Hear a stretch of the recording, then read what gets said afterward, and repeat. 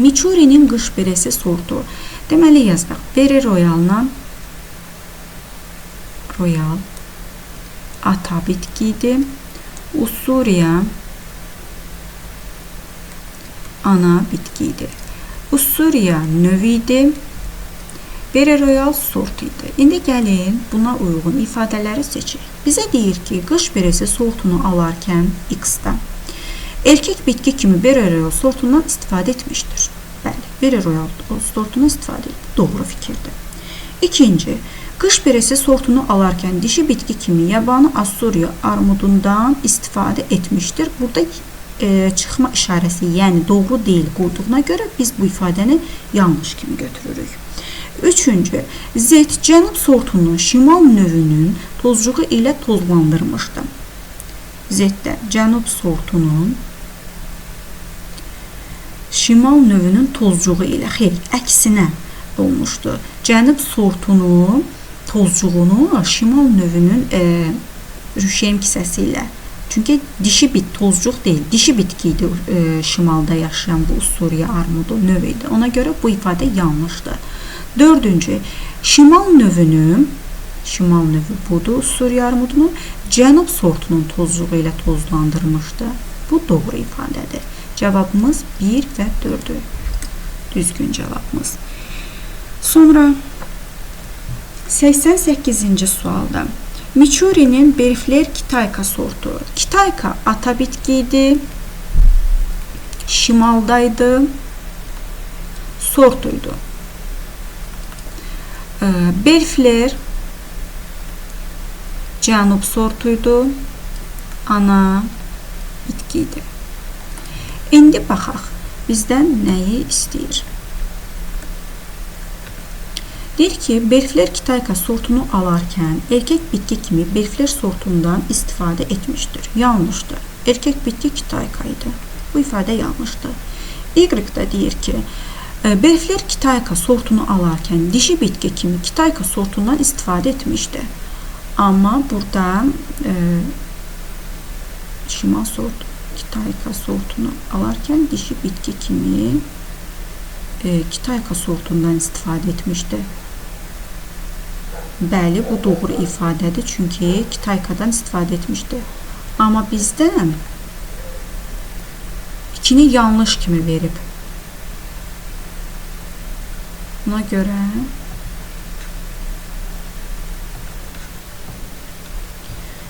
Berifler Kitayka sortunu alarkən dişi bitki kimi Kitayka sortundan istifadə etmişdir. Dişi bitki deyildi, Kitayka ataydı deyə. Burada da yanlışdır. Çıxma işarəsi qoyub, deməli doğrudur bu ifadə.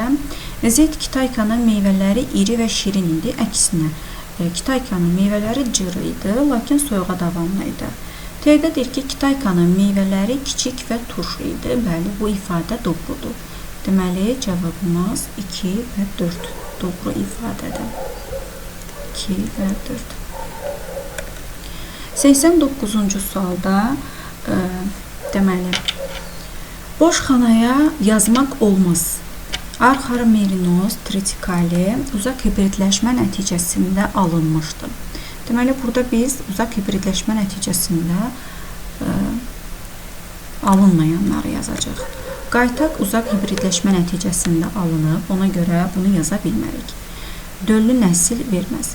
5 yalnız dişiləri bunların döllü olur. Berkşir Askanyanı yaza bilərik. Kalmik Cerseyi yaza bilərik. Askanya Rambuyesini yaza bilərik. Digərlərini yaza bilmərik. 2, 4 və 6 cavabımız. 90-cı sualda sxemdəki boş xanaya yazmaq olmaz. Qaytaq turp kələm hibridi. Tritikalini yaza bilərik. Qatırı yaza bilərik. Ancaq yenə 3-cünü yaza bilmərik. 4-cünü və 5-cini. Digərləri uzaq hibridləşməyə aiddir deyə yaza bilərik. 91-ci sualda.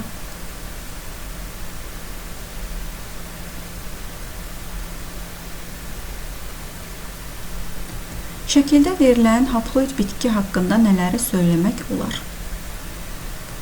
Deməli, eyni fəsilə aid olan bitkilərin hibridləşməsindən alınır. Doğrudur, çünki bu turp kələmin hibrididir. Bir doğru ifadədir.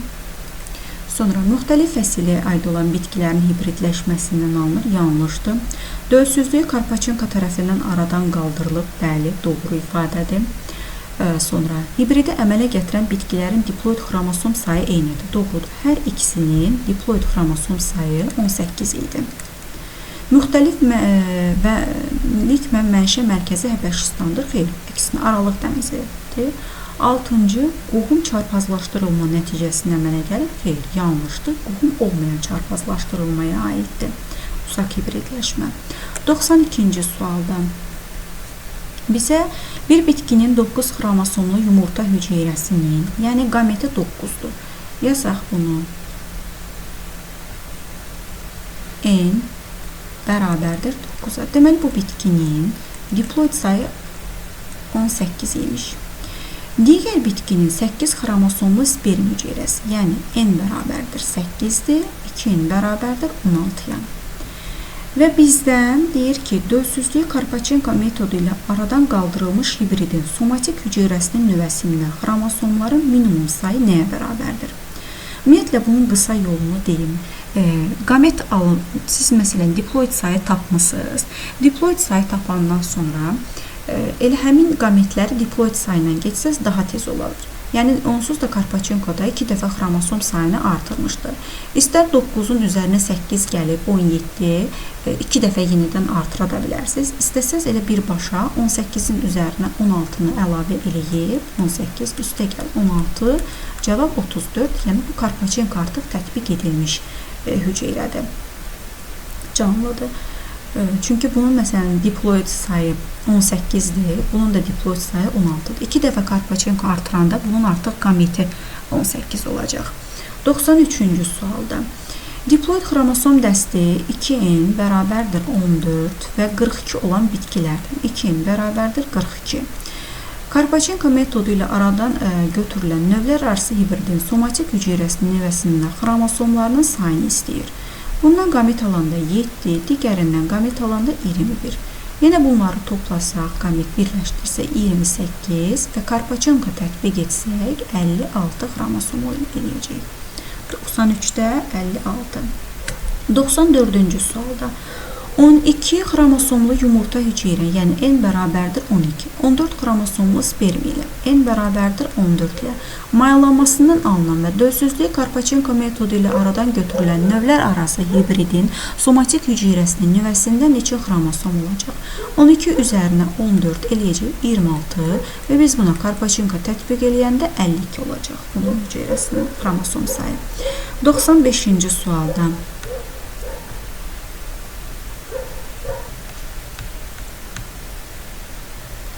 95-ci sualda Karpaçenko metodu ilə dölsüzlüyü aradan götürülən kələm və turp hibridinin endosperm hüceyrəsində xromosomların minimum sayı nə qədər olar?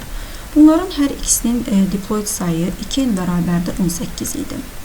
Və 2N bərabərdir 18 və 4N bərabər idi 36-ya. Və Karpaçenko tətbiq olunanda mərkəzi hüceyrənin üzərinə gəlirdik yumurta hüceyrəsinin xromosom dəstini.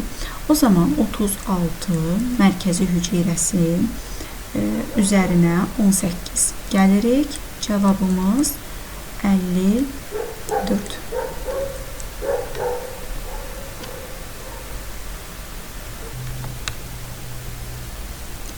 ...96-cı suala baxaq. Karpaçenko metodu ilə dölsüzlüyü aradan götürülməyən kələm və turp hibridinin endosperm hüceyrəsində xromosomların sayı nə qədər olar? Əgər burada hələ ki Karpaçenko tətbiq olunmayıbsa, o zaman belə olacaq. Deməli, 2N bərabərdir 18-dir. Bunun N-i bərabərdir 9-a. Mərkəzi hüceyrəsi 2N olacaq 18. Üzərinə bir dənə də sperm 9-u gəlsək, eləcə 27. Cavabımız 27. 97. Dölsüzlüyü Karpaçenko metodu ilə aradan qaldırılan növlər arası hibridin tetraploid xromosom dəsti, yəni 4N-i bərabərdir 44-ə. Bu hibridi əmələ gətirən orqanizmlərdən birinin diploid sayı 2N bərabərdir 24-dürsə. Deməli, digərinin 2N-i olacaq 20. Çünki bunların birlikdə 4N alınıb və 44 eləyib. İndi bizdən deyir ki, növlər arası hibridə əmələ gətirən, öz-özünə tozlanan ikinci orqanizmin endosperm hüceyrəsində xromosom sayını müəyyən edin. Deməli, əgər bunun 2N 20-dirsə, N-i bərabər olacaq 10-a. Və endosperm 3N olduğuna görə diploid bitkidə 30 olacaq. Bunun xromosom, endosperm xromosomu 30.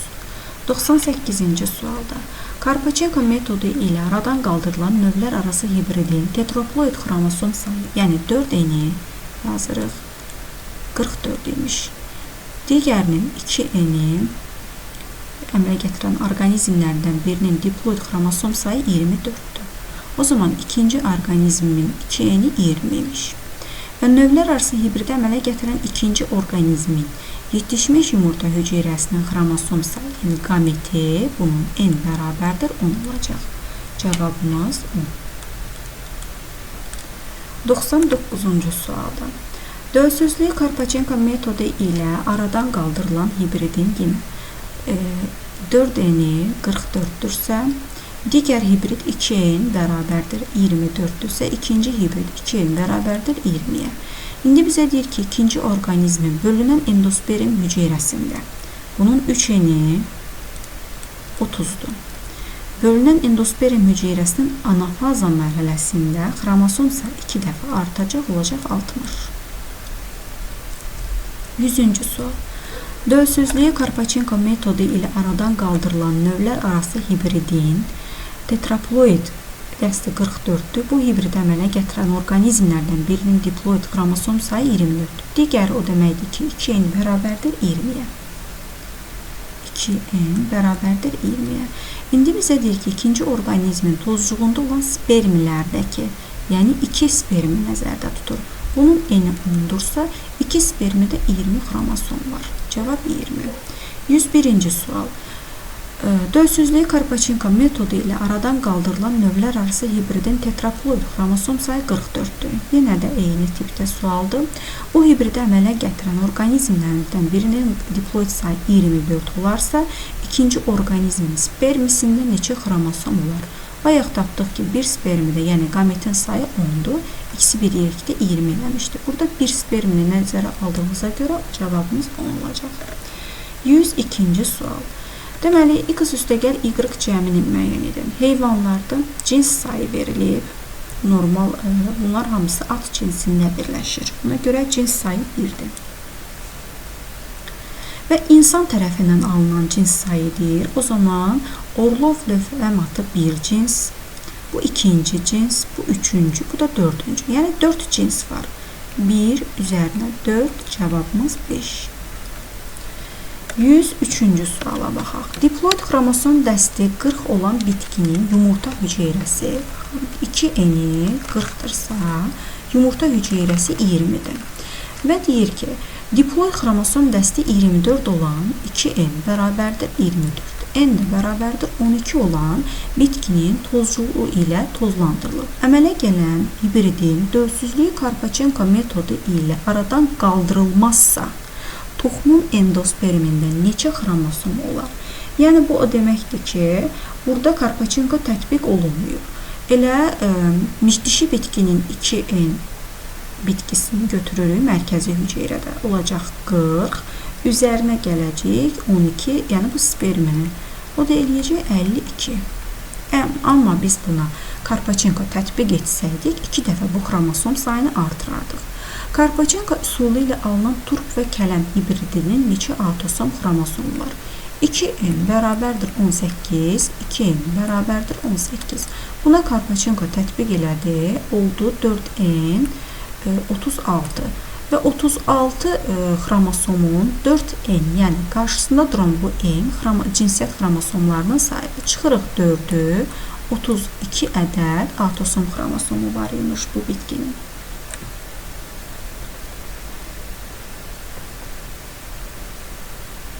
104-cü sual. 105-ci sual. Birinci diploid bitkinin endosperm hüceyrəsində, yəni diploid bitkidə endosperm 3N olur. 3N bərabərdir 66-ya. Deməli, bunun eni 22 imiş qameti. Və bizə deyir ki, ikinci diploid bitkinin kök hüceyrəsinin bölünməsi zamanı anafaza mərhələsinin sonunda 64 xromosom sayılır. Anafazada 4 eni, yəni bunun 64-dürsə, bu bitkinin 2 eni 32, eni də bərabərdir 16 xromosoma. Və bizdən deyir ki, 2 eni 32 və deyir ki, bu bitkilərin çarpazlaşdırılmasının alınan və dölsüzlüyü Karpachenko metodu ilə aradan qaldırılan hibridin somatik hüceyrəsində. Biz bunun 2 enini, bunun isə 2 enini birbaşa götürəcəyik. Bunun 2 eni 44-dür, digərin 2 eni 32-dir. Bunları toplayanda eləyəcək 76. Deməli, həmin bitkinin somatik hüceyrəsi 76 xromosomluymuş. 106-cı sualda. Dölsüzlüyü Karpachenko metodu ilə aradan qaldırılan növlər arası hibridin xromosom sayı 2.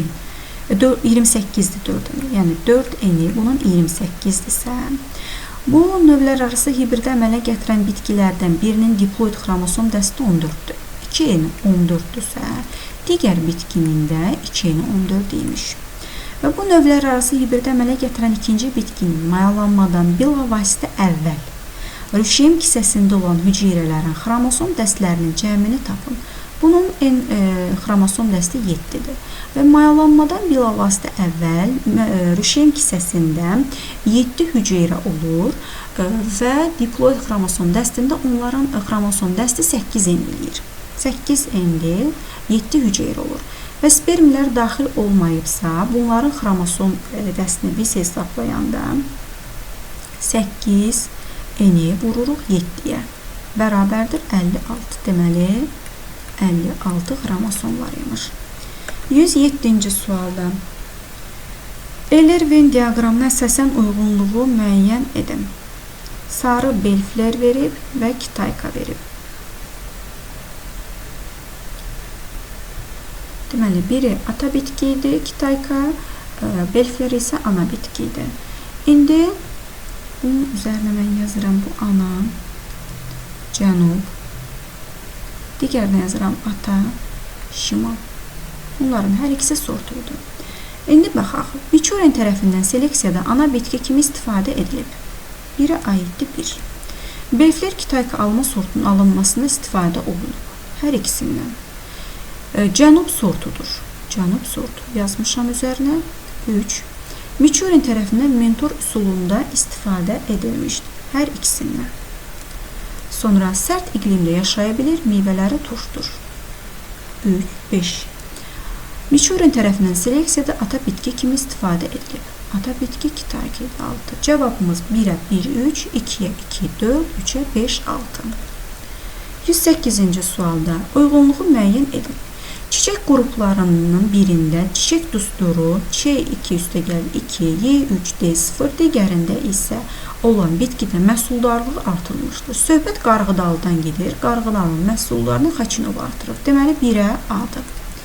2-də gölçəklər fəsiləsinin bitkilərinin seleksiyasında uzaq hibridləşmədən istifadə etmişdir Miçurin. B.